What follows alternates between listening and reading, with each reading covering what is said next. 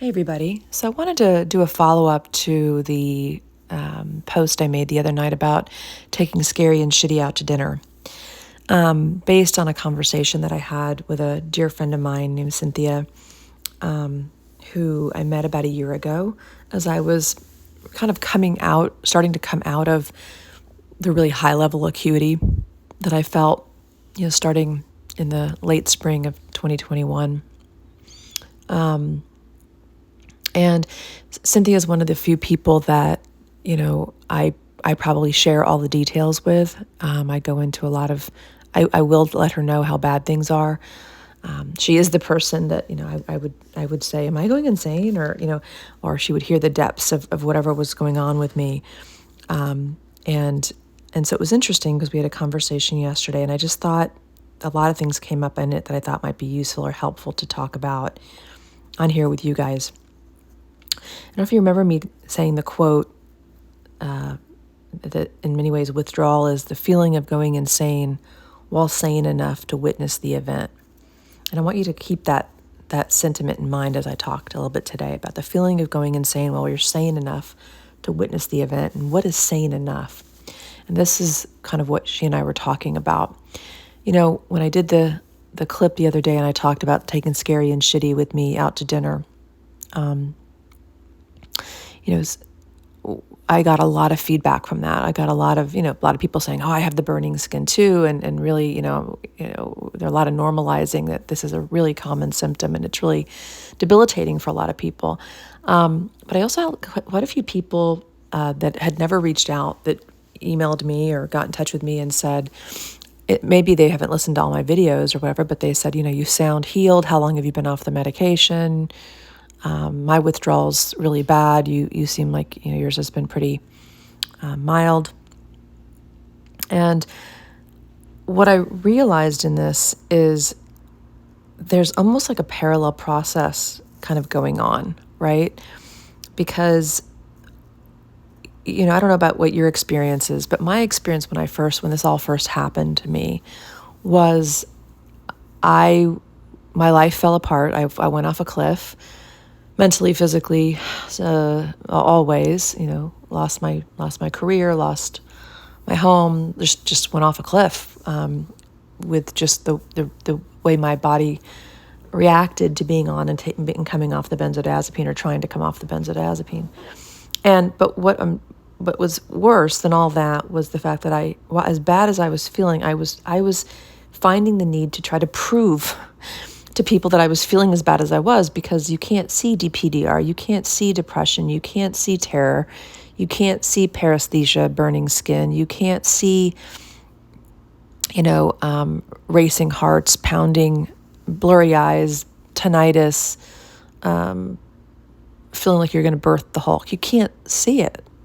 And so I would be having to kind of try to convince people that I was as sick as I was, which actually, when you really think about that, that's sick in and of itself, right? Like, how sad and disturbing that while we're feeling as bad as we are, we're also having to try to prove that we are actually sick. And I think this happens, it's happened to us, but I think it also happens with us in this community at times, because we're all in such different places with what healing and recovery looks like. And one of the things I realized when people were writing and saying, you must be healed, are you off the medicine? And, there was a part of me that felt angry, and I was like, no, I'm not. I'm not off the medicine. I'm in the middle of a turtle paste taper. I'm symptomatic every day. Some days are horrible, some days are better. And I found myself almost wanting to prove how bad my withdrawal was. And then I thought, no, that's not the purpose here of this. But it did remind me and speak to me about this dilemma that we're all in when it comes to the healing process. And I'll come back to that in a second. I'm going to make a note because I have a really bad benzo brain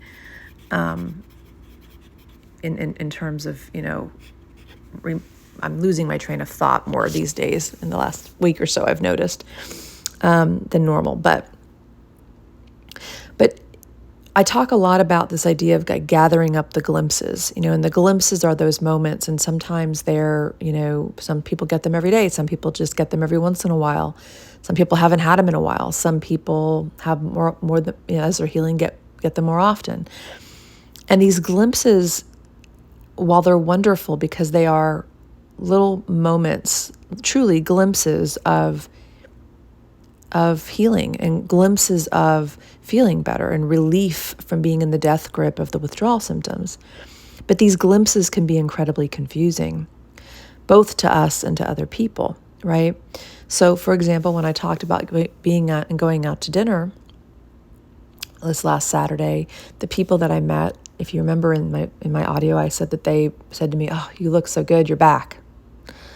And I found myself wanting to say, no, I'm not back. Let me tell you how bad my day was. I spent the whole day rocking on the couch, constructing 40 different texts to you guys, canceling only to erase them. I was afraid to go to PetSmart, and people look strange. And let me tell you how bad this is. And then I thought, no, I don't want to do that. I just said, thank you. Now, the issue, though, is that I was well aware that when I chose to just let it be and say thank you, there's going to be probably a little bit of a backlash to this. And what I mean by that is, let's say next month they invite me to a birthday party and I can't do it. I can't come. I'm just having that bad of a week or whatever's going on, right? There's no place in the world, at least as I knew it before benzo withdrawal, where I would know somebody was sick, I would see them for dinner or out, they would look fine, and then suddenly I'm supposed to believe the next day, the next week, the next month, they're staring at walls and pacing their house and they can't leave their home. I mean, in what world does that make sense? It doesn't, except in our world it does. And so we have to be really protective of ourselves and each other with this. And we have to allow for those glimpses to happen, because those glimpses are as much a part of our recovery as the pain. And it's not a matter of if a glimpse will happen, it's a matter of when the glimpse will happen. But we have to allow that glimpse to be there. We have to celebrate that in ourselves and in our fellow comrades going through this, while we recognize that it's not indicative necessarily of anything, right? So when I was talking to my friend Cynthia, she said, okay, so tell me how bad Saturday was. And I did. I went through all the details of how terrible Saturday was in painstaking detail, because she's one of the few that I will go into all the details of that.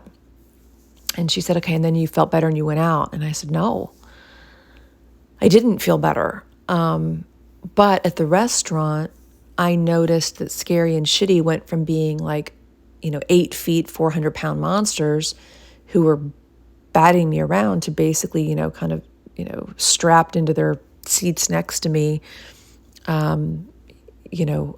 somewhat under control. But I didn't feel good. But, when you've been in the death grip, right, and you get any reprieve, that reprieve can feel amazing because it's so far from the hell and the annihilation anxiety that you were living in. But as we were talking, she said, you see, that's what's so confusing about this, is that you can say you've had one of the worst days you've had in 9 months or a year, and then you go out to dinner.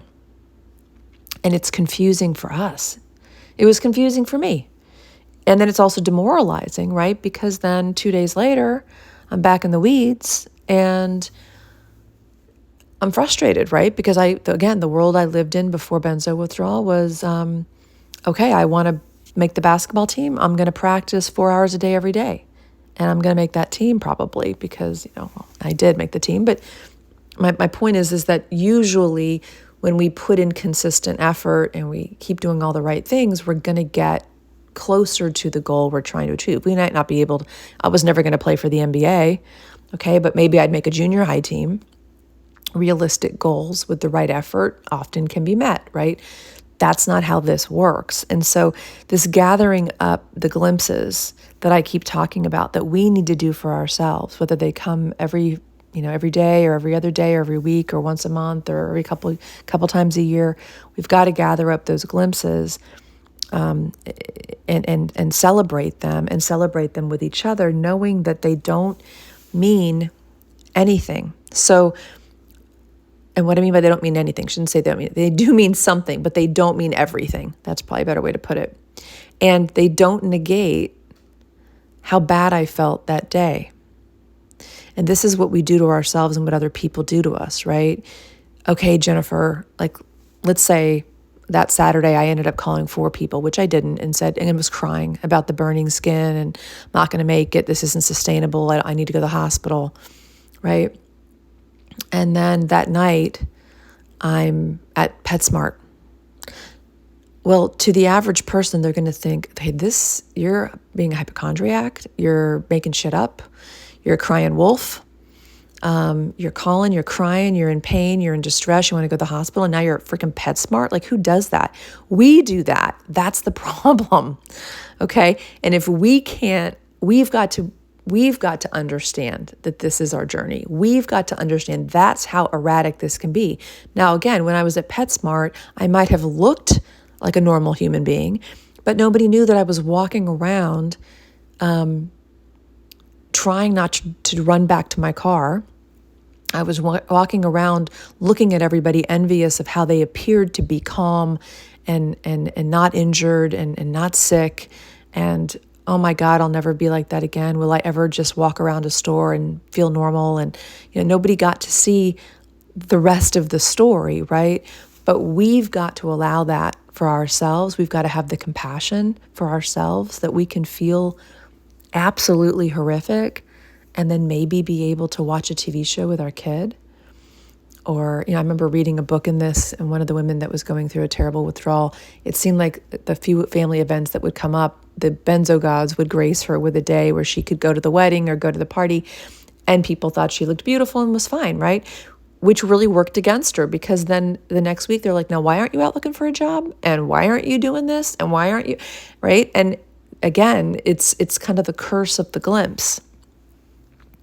Well, we can't expect the rest of the world to begin to understand this. It's a big leap for them when it's even a big leap for us, okay? And that's part of what I want to speak to, because in talking to Cynthia and in getting some of the messages I was getting, I was realizing like, oh, when I talk about the moments that I've pushed out and done something, or even working on shifting my mindset, it can feel really confusing. And I kind of put myself in other people's shoes for a minute. And I was like, okay, if last June or July, when I was basically not leaving my bed, and like I said, pushing out, was sitting up and looking outside at the birds and the trees that scared the shit out of me.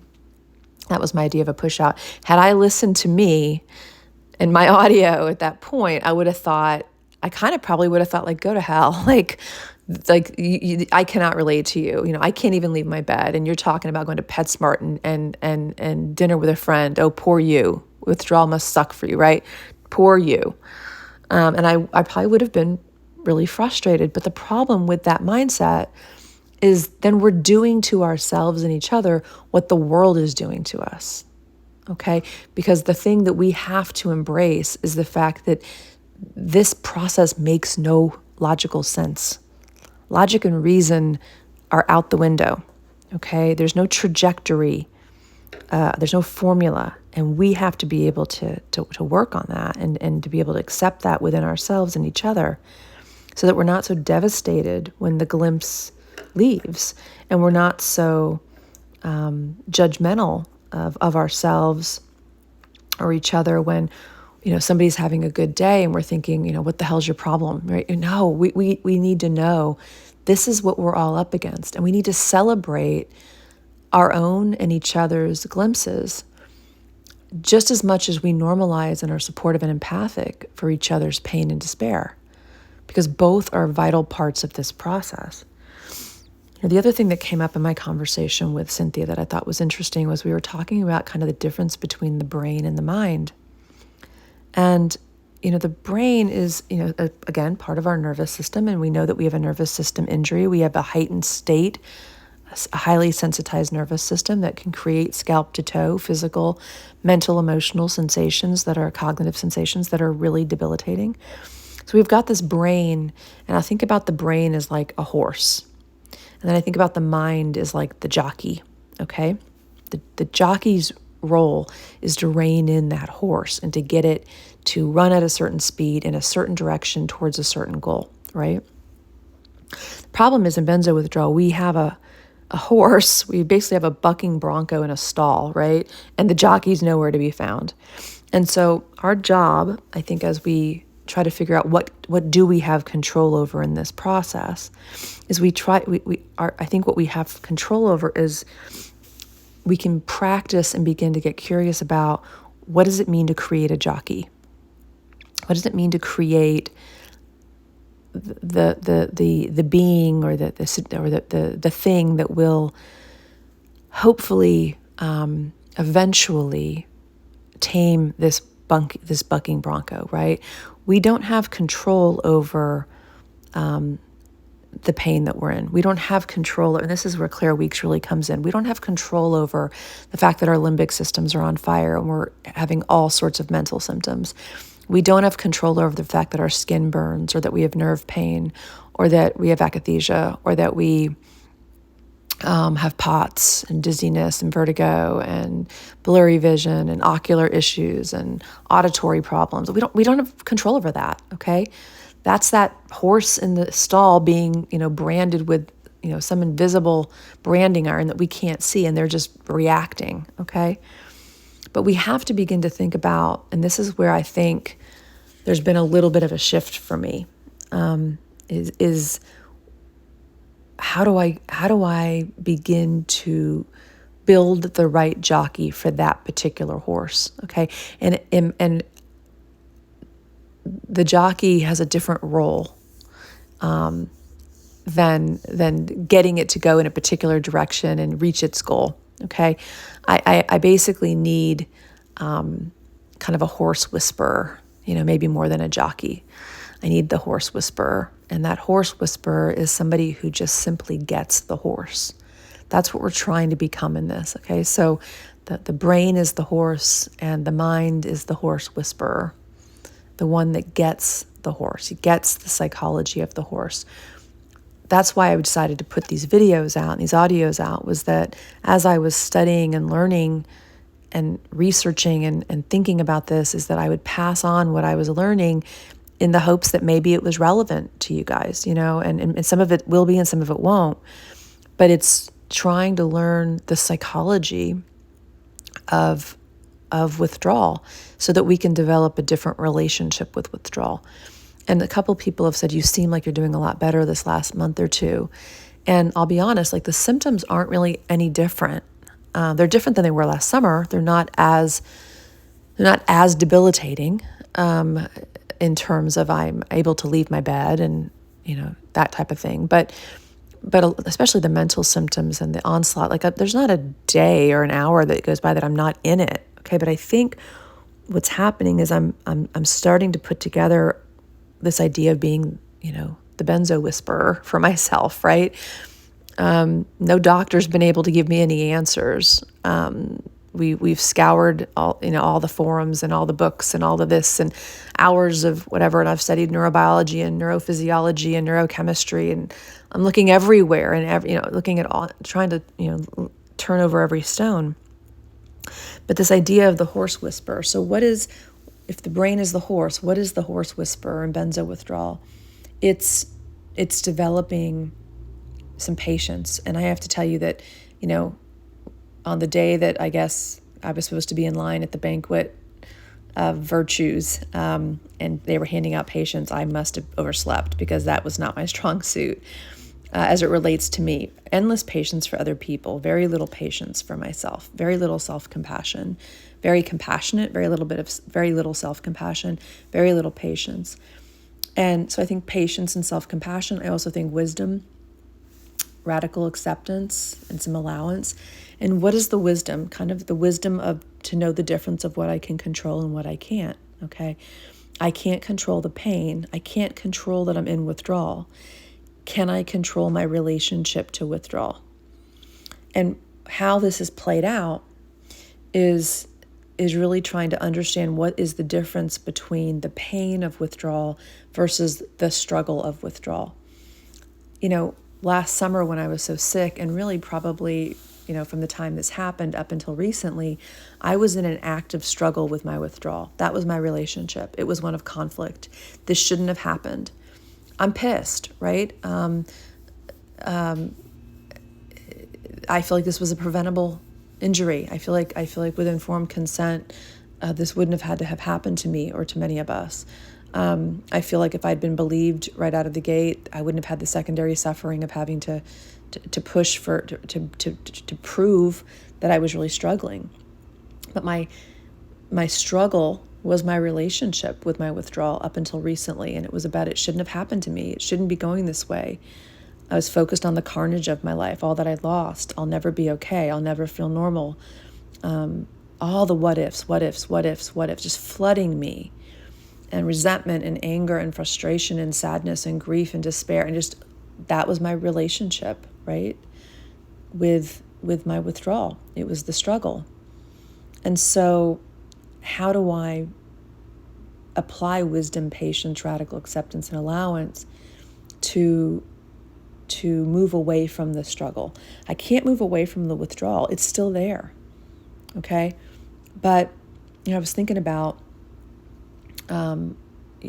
what can we do? And that's why I've talked about scary and shitty. And for me right now, my push out was I was able to go to dinner on Saturday night. And again, did I feel good? No. But I felt euphoric afterwards, because even though I only still felt 50% of myself, compared to how I had felt earlier that day, where I was like, this is not sustainable. That was the message I kept telling myself. This is not sustainable. I'm not going to make it. And then I had dinner. And even though I was acutely aware of, oh shit, you've just had dinner. Now everyone's going to think you're fine, and they're not going to understand, and you're going to be misunderstood again. I was euphoric because scary and shitty got under control a little bit. And I was able to show my brain, you're in incredible discomfort, but you are not in danger. And I want to keep trying to take advantage of when my brain is like, no, don't you leave. Don't you go outside. Don't you do that. Look at that scary tree. Look at that scary, that I'm going to do my best to shift my relationship with it and say, yeah, I'm in pain and distress, and I'm freaked out, and I'm terrified. And my brain is sending me false signals. But there are plenty of people that can't push out in the way that I'm able to right now. And I pray that I continue to be able to. But again, the nature of this is we don't know. But I was thinking about, I was reading something a while back about various people who had had accidents and became paralyzed, quadriplegics. After accidents, car accidents, slip and slide accidents, diving in the swimming pool accidents, young people, middle-aged people.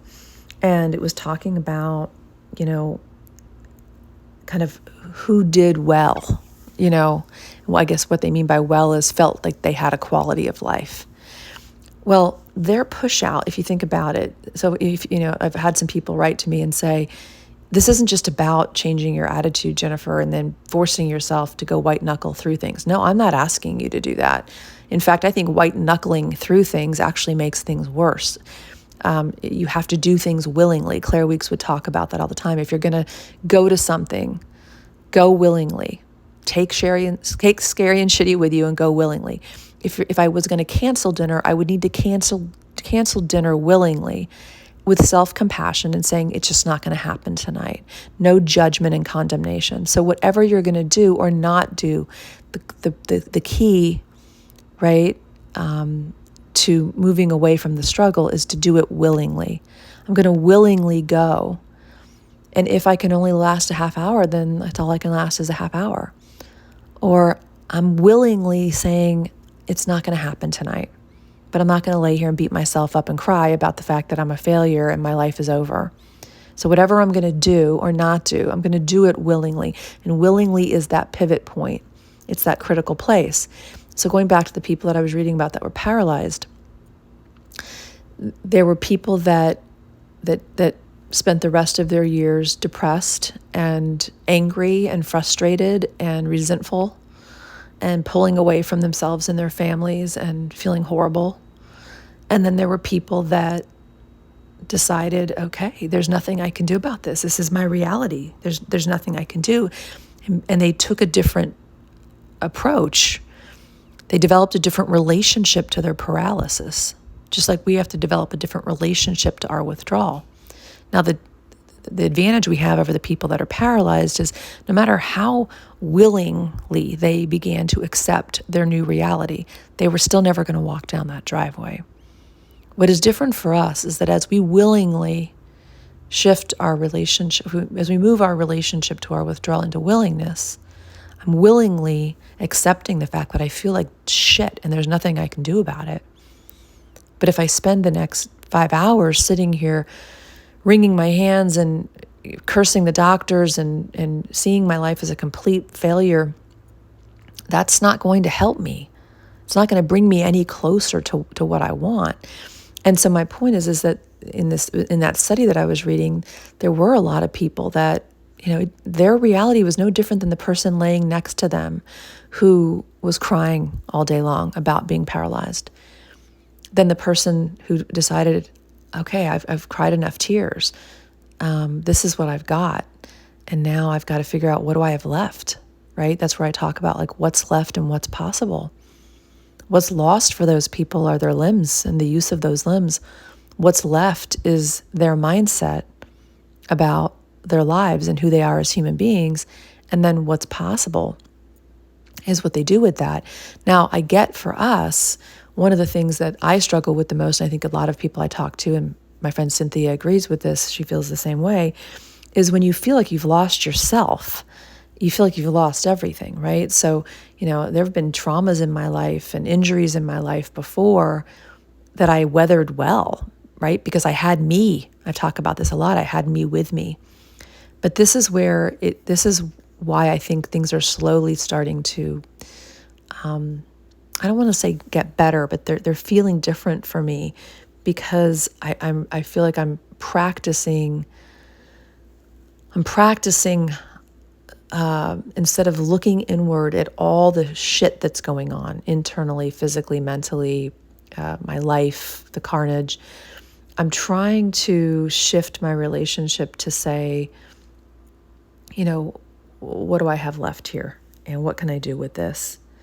And again, what's hard and what you need to remember is that it's, it's normal to be self-consumed in this. I've used this example before. When you're in a riptide, you're being sucked out to sea and your head's barely above the water, you're not glancing at the beach and thinking, God, that guy looks hot in his bathing suit, or boy, that hot dog looks good. No, you're just in survival mode, right?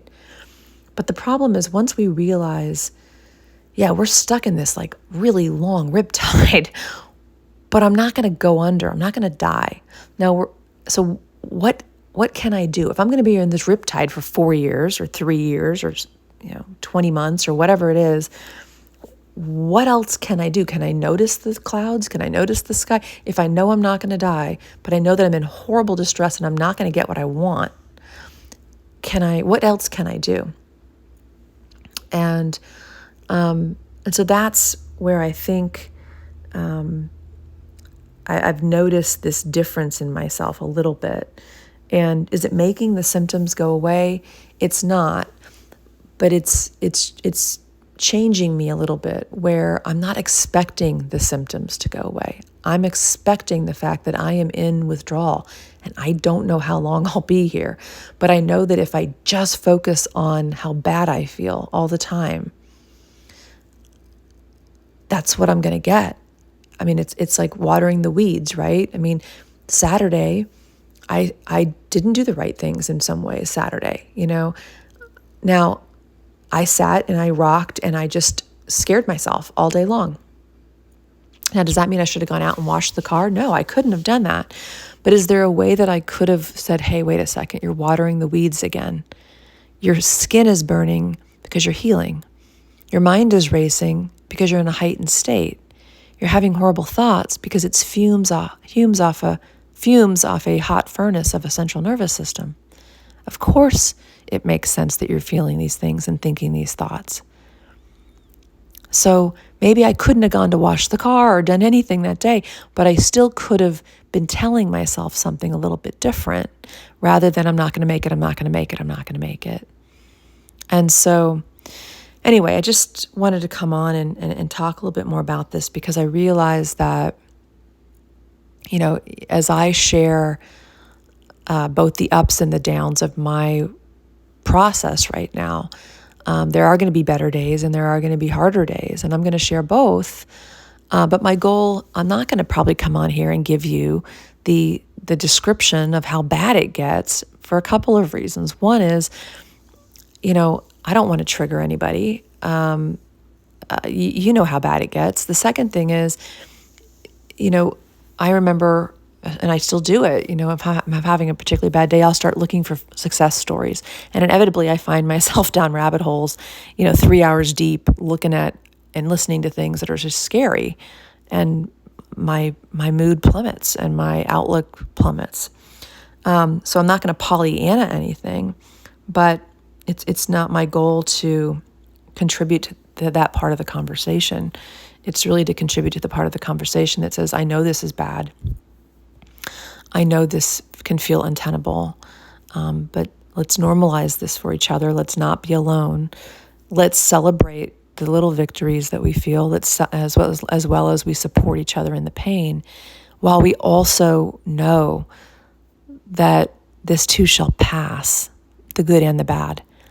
The glimpse of Saturday night that I had at the restaurant where scary and shitty became reasonable monsters and let me eat and let me visit does not mean that by 4 days later, I need to be booking a trip to Disney World or to travel off to Europe. Okay? It doesn't work that way. And as much as the world doesn't understand that, we have to understand that for ourselves and each other. Thanks for listening, guys.